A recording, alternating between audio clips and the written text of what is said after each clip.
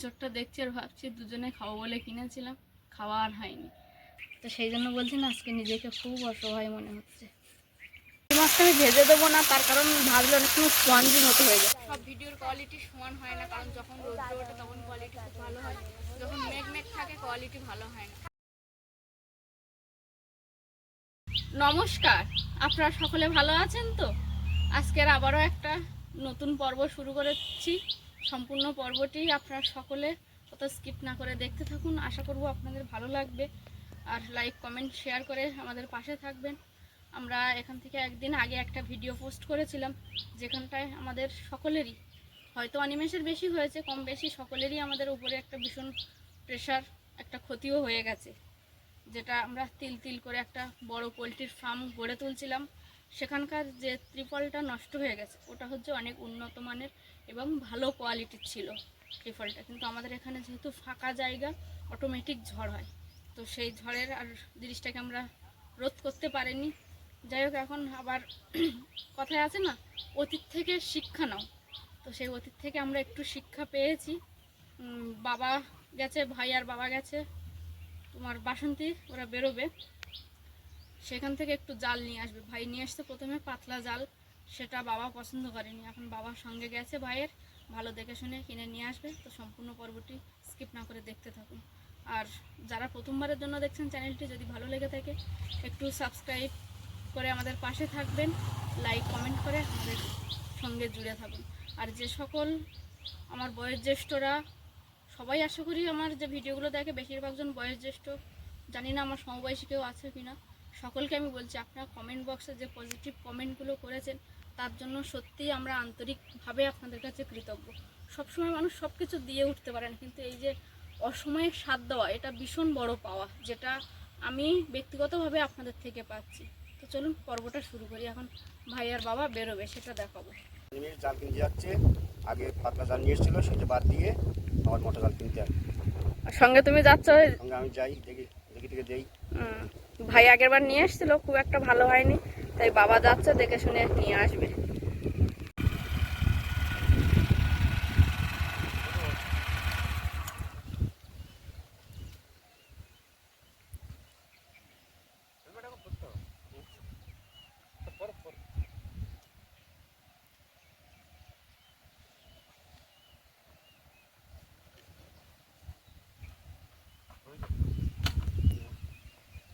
ভাইকে ভালো করে ধরে বসো।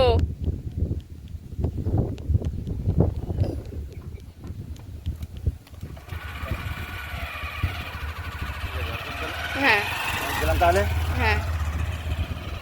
এমিলি, আজ মহারানীর বাড়িতে কেউ নেই, তাই একা আর পুকুরে নামতে পারেনি, চলে এসছে আমাদের বাড়ি স্নান করার জন্য। কি দিয়েছিস কোলে? অত গেঁজা হচ্ছে, জলে অত গেঁজা হয়? তুই আমার লিকুইডটা নষ্ট করছিস না তো বসে বসে? ও কিন্তু লুকিয়ে লুকিয়ে বেশ দুষ্টুমি করে, সেটা বোঝার উপায় নেই ওকে দেখে। যাই হোক, নে তাড়াতাড়ি স্নান করে নে তুই।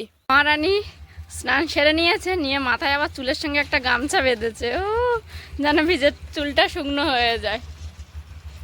মা বাড়িতে নেই, বাবা আর ভাইও গেল বাসন্তীর উদ্দেশ্যে পোলট্রির ফার্মের জন্য জাল কিনে আনতে। বাড়িটা একেবারেই ফাঁকা, আমি একা ঘোরাঘুরি করছি। তারপর বাচ্চাদের যে পড়াশুনো, সেটাও সকালবেলা উঠেই একটু তাড়াহুড়ো করে সেদ্ধ ভাতই করছি এই কটা দিন। প্রায় সময় হয় একটু তরকারি করব ভাবি, কিন্তু হয়ে উঠছে না। মা বাড়িতে নেই, বাচ্চাগুলোকেও পড়াতে হচ্ছে। তো তাদেরকে ছুটি দিয়ে ওদের ভাই আর বাবাকে খেতে দিয়ে ওরা বেরিয়ে গেল। আমিও দুটো খেলাম, খেয়ে বাসন ঘাটেই আছে সেইভাবে। মিলি স্নান করলো, মহারানী মাথায় তো পাগড়ি বেঁধেছে, সেটাও আপনাদেরকে দেখালাম। আর এখন সরাসরি এসেছি একেবারে দুপুরের জোগাড় করব, সেই জন্য। ভাই বাসন্তী যাওয়ার আগে একটু চিংড়ি মাছ কিনে রেখে গেছে, আজকে এসব চিংড়ি রান্না করব। এই যে এই হলো চিংড়ি মাছ, আর এই যে এঁচোড়, যেটা বিদ্যাধরপুর থেকে এনেছিলাম। আর এই এঁচোড়টা দেখছি আর ভাবছি দুজনে খাবো বলে কিনেছিলাম, খাওয়া আর হয়নি। আর সেই জন্য আজকে নিজেকে খুব একাকিত্ব বোধ করছি। একটা সময় যখন বিপ্লব এখানে থাকতো, এখানে থেকে যখন দুজন ভিডিও বানাতাম, কোনো কিছুই আমি প্রেশার নিতাম না, জাস্ট একটু ভিডিও করতাম, সেখান থেকেই আমার ছুটি। আর এখন এতটাই প্রেশারে পড়ি, একটা সংসারের চাপ, নিজের কাজকর্ম, তারপর ভিডিও, সব রকম আমাকে এখন একা হাতে সামলাতে হচ্ছে। তো বিপ্লবকে খুবই মিস করছি, আর এই মিস করার মাঝে নিজেকেও একাকিত্ব বোধ করছি। আর এখন আমার সঙ্গী সাথী মিলি আছে, মিলি অনেকটাই আমাকে সাথ দেয়, তবুও সেই দুধের স্বাদ কি ঘোলে মেটে, সেরকমই। তো এখন এঁচড় কাটতে বসবো। এঁচড় কাটার আগে হাতে একটু ভালো করে তেল দিয়ে নেবো, সর্ষের তেল, কারণ এঁচড়ে তো আটা হয়, আটা সহজে ধুলে ওঠে না। সেই সঙ্গে এই যে বটিটাও একটু তেল লাগিয়ে নেব।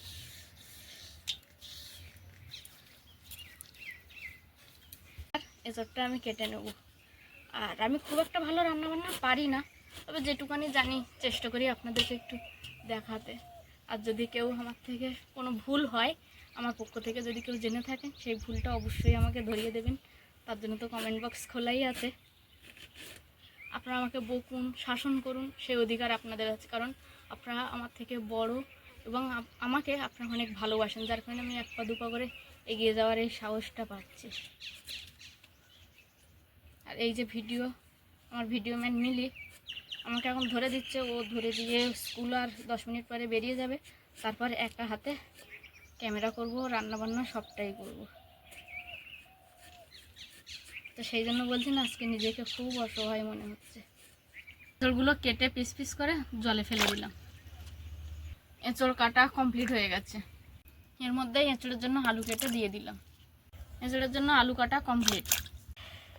এবার কাটবো এই যে এঁচড় চিংড়ির জন্য চিংড়ি নিয়ে আসছে, সেই চিংড়ি মাছ। এঁচড়টা দেখে ভেবেছিলাম যে 3জন লোকের দুবারে ভালো রকম হয়ে যাবে, কিন্তু কাটার পরে দেখলাম হবে না। তো এখন এসছি বাগানে, যে একটা বরবটি গাছ আছে, বরবটি গাছ থেকে একটু বরবটি তুলবো।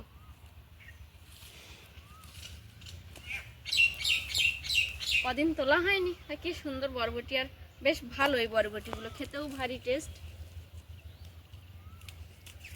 ওই সাদা বরবটি কাঁচা খাই। তাই? হ্যাঁ, লাল বরবটি কাঁচা খাস না? যখন লাল বরবটি থাকে তখনও খাই। খাস? হুম,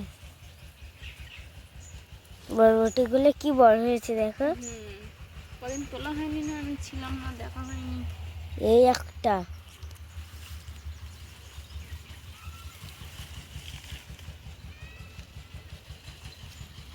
একেবারে দুবেলার মতো রান্না করে নেব। বরবটি তুলছি, বরবটি যা হচ্ছে, সঙ্গে 2টো বেগুন উঠবে, আর একটু আলু দিয়ে ভাজা করব, বুঝলি মিলি, তাহলে হয়ে যাবে। গাছটাতে পাতা নেই, পোকা লেগে গেছে, তবুও একটা বেগুন আছে। এই একটা তুলবো, আর ওই দিকের গাছগুলোতে একটা বেগুন আছে, 2টো বেগুন উঠবে মোট। আর এই যে একটা বেগুন, ঝড়ে বাড়ি খেয়ে বেগুনের অবস্থা খুবই শোচনীয়। আর কি দেখা যাচ্ছে মিলি? ওইদিকে চলো। চলবো, পাবো না, আমি এই দুটোই দেখে রেখেছিলাম।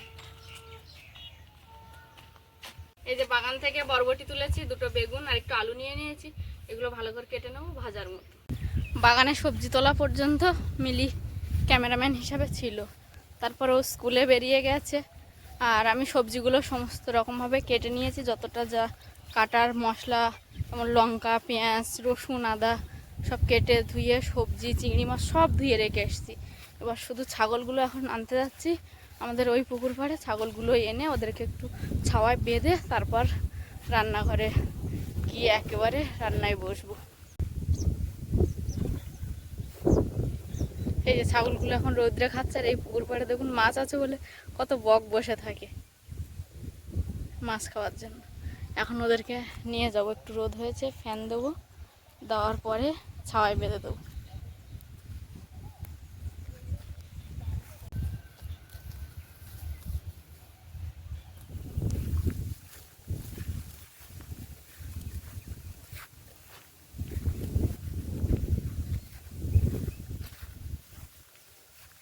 ছানাটার মাটা যেই বাড়ি এলো, অমনি ডাকতে ডাকতেও মায়ের ধারে চলে এসছে। আর এখানে আমি বাইরে আগে থেকে একটু ফ্যান আর আলু সেদ্ধ করেছিলাম, তার খোসা রেখে দিয়েছি, সেগুলো এসে খেতে শুরু করে দিয়েছে।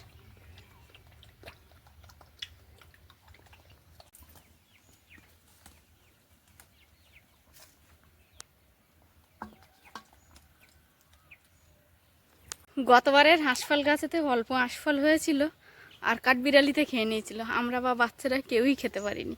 এবারে ভালোই আশফল গাছে ফুল এসছে, এখন দেখা যাক, আপনাদেরকে একটু কাছ থেকে দেখাই। আশফলও গুটি চলে এসছে, এই যে ছোট্ট গাছ, বেশ অনেক ফুল ধরেছে।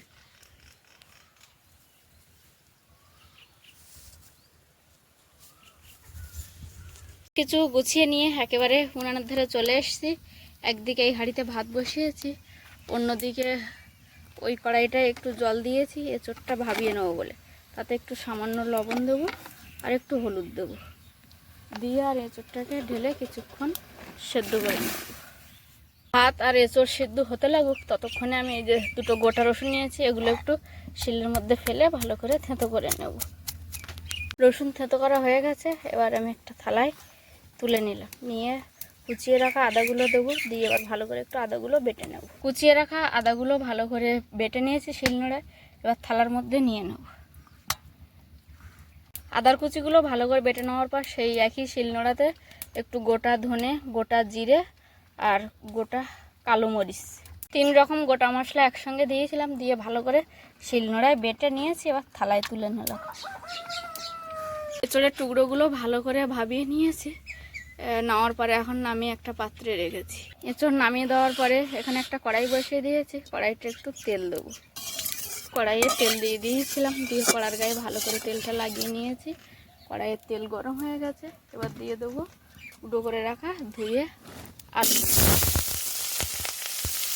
টুকরোগুলো ভালোভাবে ভাজা হওয়ার জন্য একটু লবণ দিয়ে দেবো। আলুগুলো ভালো করে লাল লাল করে ভেজে নিয়েছি, এবার একটা পাত্রে আমি তুলে নেব। ভাজার পর সেই তেলের মধ্যে দিয়ে দেবো এঁচোড়।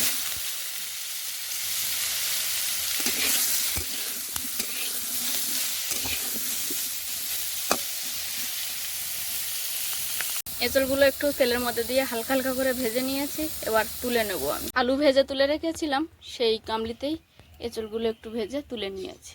এঁচোড় ভাজার কড়াইতে একটু তেল দিয়ে দেবো। তেল গরম হতে এর মধ্যে দিয়ে দেবো গোটা জিরে আর দুটো শুকনো লঙ্কা। তার মধ্যে দেবো একটু পেঁয়াজ কুচি, একটু রসুন কুচি আর কয়েকটা চেরা কাঁচা লঙ্কা।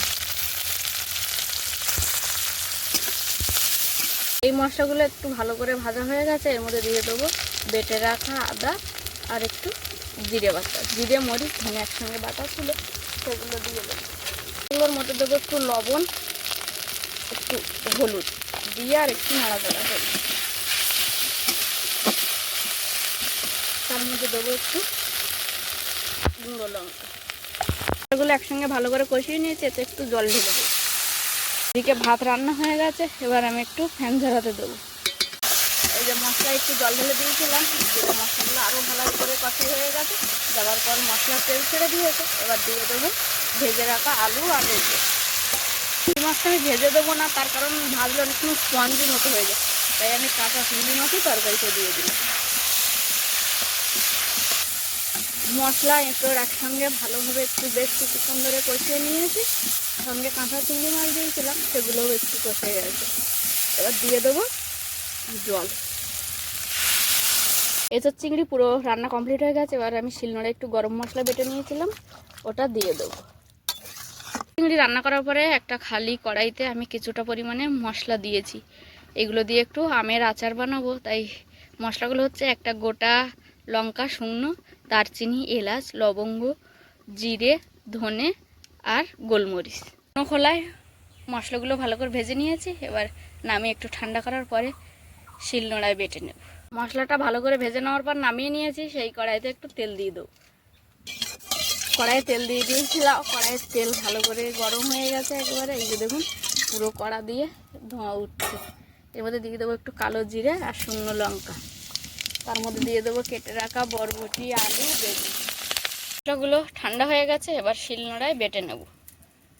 মশলাগুলো শিলনোড়ায় ভালো করে বেটে নিয়েছি, আর অল্প একটু মশলা আর ভাজা মশলা তার উপর, ওই যার কারণে আর মিক্সিতে গুঁড়ো করলাম না, হাতেই একটু গুঁড়ো করে নিলাম। বরবটি, আলু, বেগুন ভাজা হয়ে গেছে, নামিয়ে নিয়েছি। একটু চচ্চড়ি মতো করেছি হালকা, কারণ এঁচোড়ের তরকারিটা তো খুব একটা বেশি না, তাই একেবারে ভাজা না করে একটু হালকা ভাজা, হালকা গাঢ়সা মতো করেছি। বরবটি, আলু রান্না করে নেওয়ার পর সেই কড়াইতে একটু তেল দেবো। এবার বানাবো সেই আমের আচার। আমের আচার বানানোর জন্য তেল দিয়েছিলাম কড়াইতে, কড়াই গরম হয়ে গেছে, এর মধ্যে দিয়ে দেবো একটু সর্ষে আর শুকনো লঙ্কা। তার মধ্যে দিয়ে দেবো কেটে হলুদ লবণ মিশিয়ে রাখা আমের টুকরোগুলো, যেগুলো রোদে অল্প একটু শুকনো করেছি। আর এই আচার বাবা খেতে খুব পছন্দ করে, যে কোনো আচার, একটু পায়েস, এগুলো হলে বাবার আর কিছুই লাগে না। সর্ষে শুকনো লঙ্কা ফোড়ন দিয়ে আমগুলোকে একটু তেলে ভেজে নিলাম, নেওয়ার পর দিয়ে দেবো বাড়িতে এনে রাখা গুড়।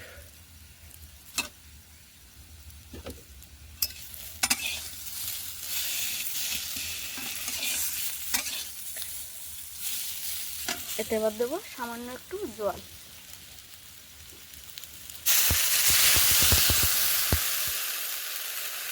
আচার প্রায় হয়ে গেছে, এবার দিয়ে দেবো সেই শিলনোড়ায় বেটে রাখা মশলাটা। আজ বাড়িতে কেউ নেই, সারা দিন একা, খুবই একাকিত্ব লাগছে নিজেকে।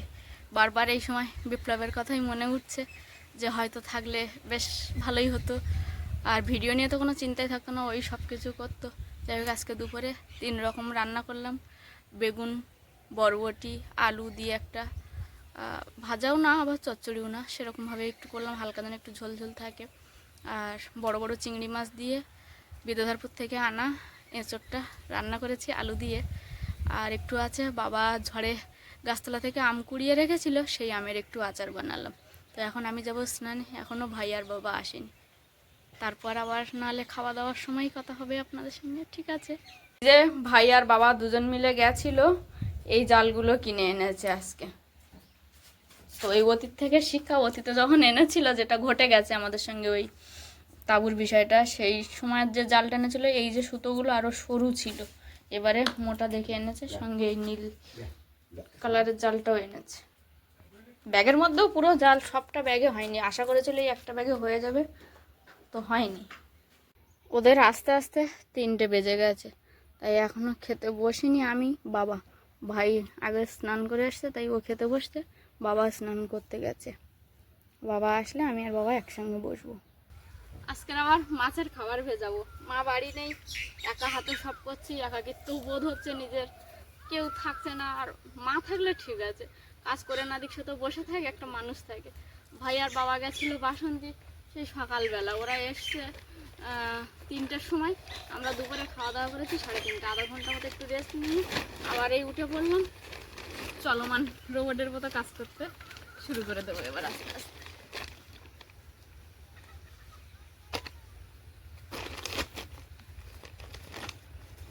চারিদিকে প্লাস্টিকের এই যে কাঠগুলো দিয়ে দিয়েছি, এবার মেপে নেবো খোলের পরিমাণটা, প্রতিবারই যেমন দিই আজকেও ঠিক তেমনভাবে দেবো।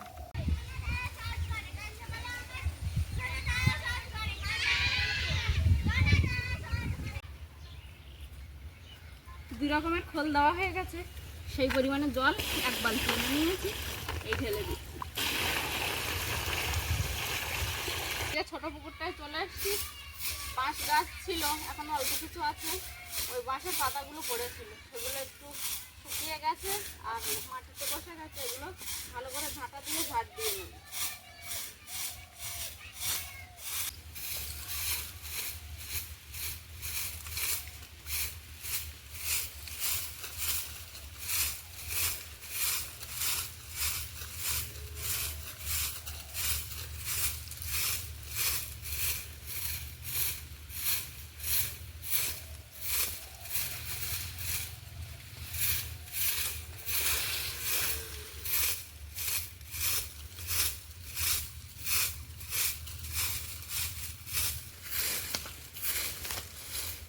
উপর থেকে ঝাড় দিয়ে ভালো করে নিচে নামিয়ে নিয়েছি, দাও নামার পরে এখন এই ঝাড় দিয়ে আবার এক জায়গায় করছি।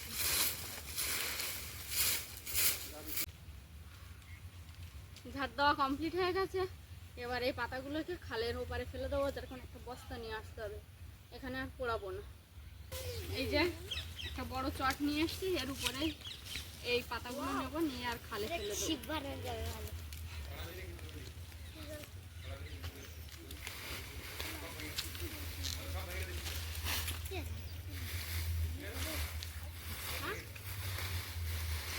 আর আমার এই ভিডিওতে মূলত থাকে আমাদের অত্যন্ত সুন্দরবন থেকে একটা ছোট্ট গ্রাম অঞ্চলে আমরা থাকি, এখানকার ভিডিওগুলো এই ইউটিউবের মাধ্যমেই আপনাদের কাছে পৌঁছে দিই। হয়তো সবসময় সব ভিডিওর কোয়ালিটি সমান হয় না, কারণ যখন রোদ্র ওঠে তখন কোয়ালিটি খুব ভালো হয়, যখন মেঘ মেঘ থাকে কোয়ালিটি ভালো হয় না, কারণ আমরা এখন যে জায়গা থেকে বিলং করছি সেটা আমাদের এখন ডাউন যাচ্ছে, যে কারণে আমরা যে ডিভাইস ভিডিওগুলো করি সেই ডিভাইসটারও দাম অন্যান্য ডিভাইসের তুলনায় অনেকটাই কম।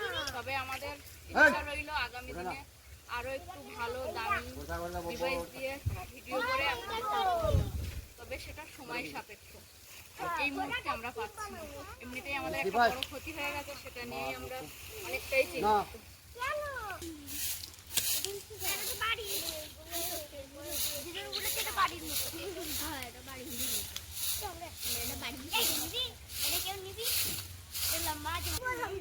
বড় একটা কাঠের বস্তা নিয়ে এসেছিলাম, এটা ভরা হয়ে গেছে। এবার এখন নিয়ে যাব খালে।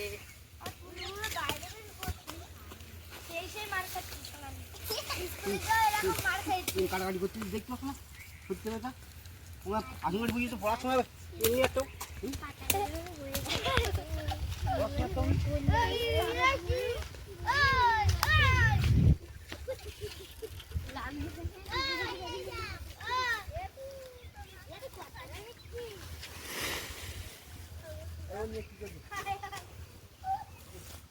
খেলা হয়ে গেছে।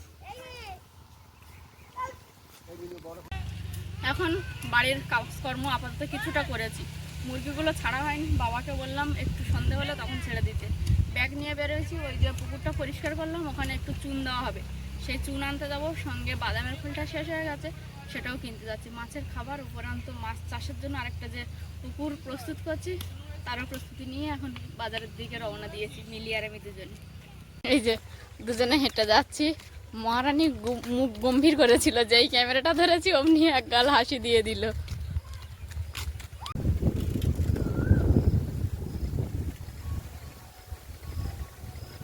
এটা কিন্তু আমাদের এখানে বিকালবেলার যে হাওয়া, সেই হাওয়ার গতিটাই শুধু দেখুন।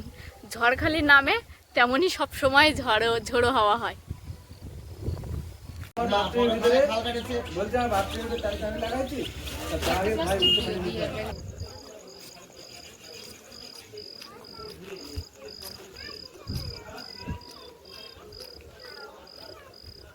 একটু বিকালে কাজকর্ম করে তারপর বাজারে এসেছিলাম। জিনিসপত্র নিতে নিতে সন্ধ্যা নেমে গেছে। মুরগির 2 রকমের ওষুধ নিয়েছি, একটা কৃমির, একটা ভিটামিন, আর মাছের জন্য খোল নিয়েছি। আর পুরাতন পুকুরকে নতুনভাবে আবার মাছের চাষ করব, সেজন্য একটু চুন নিয়েছি। তো আজকের পর্বটা আপাতত এই পর্যন্ত। এতক্ষণ ধৈর্য ধরে দেখার জন্য আপনাদের সকলকে জানাই অনেক অনেক ধন্যবাদ। দেখা হচ্ছে আগামী দিনে। ততক্ষণের জন্য আপনারা সকলে ভালো থাকুন, সুস্থ থাকুন, নিজেদের সকলের প্রতি খেয়াল রাখুন। আমার সকল বয়োজ্যেষ্ঠদেরকে জানাই অনেক অনেক প্রণাম, সমবয়সীদেরকে জানাই ভালোবাসা, ছোটদেরকে জানাই আদর ও স্নেহ। আর আরও একটা কথা যেটা আমি সবসময় বলে থাকি, সাথী বিপ্লব ব্লগের সঙ্গে সদা সর্বদা জুড়ে থাকবেন। নমস্কার, আজ তাহলে আসি।